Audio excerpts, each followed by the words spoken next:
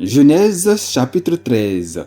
Abraham remonta d'Égypte vers le midi, lui, sa femme et tout ce qui lui appartenait, et Lot avec lui. Abraham était très riche en troupeaux, en argent et en or.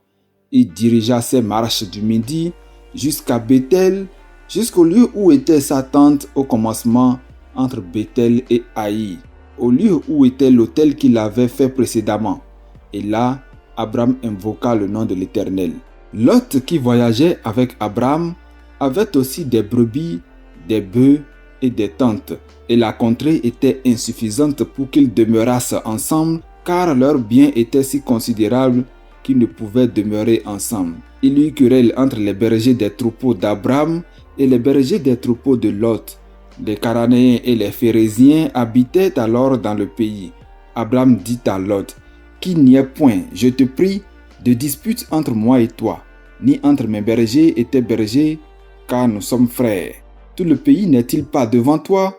Sépare-toi donc de moi. Si tu vas à gauche, j'irai à droite. Si tu vas à droite, j'irai à gauche. Lot leva les yeux et vit toute la plaine du Jourdain qui était entièrement arrosée. Avant que l'Éternel eût détruit Sodome et Gomorrhe, c'était jusqu'à Tsor, comme un jardin de l'Éternel, comme le pays d'Égypte. Lot choisit pour lui toute la plaine du Jourdain et il s'avança vers l'Orient.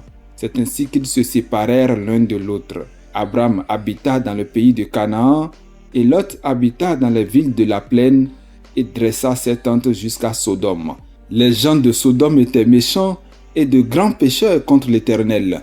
L'Éternel dit à Abraham, après que Lot se fut séparé de lui: lève les yeux et du lieu où tu es, regarde vers le nord et le midi, vers l'Orient et l'Occident. Car tout le pays que tu vois, je le donnerai à toi et à ta postérité pour toujours. Je rendrai ta postérité comme la poussière de la terre, en sorte que, si quelqu'un peut compter la poussière de la terre, ta postérité aussi sera comptée. Lève-toi, parcours le pays dans sa longueur et dans sa largeur, car je te le donnerai. Abraham leva ses tentes et vint habiter parmi les chênes de Mamré qui sont près d'Hébron, et il bâtit là un autel à l'Éternel.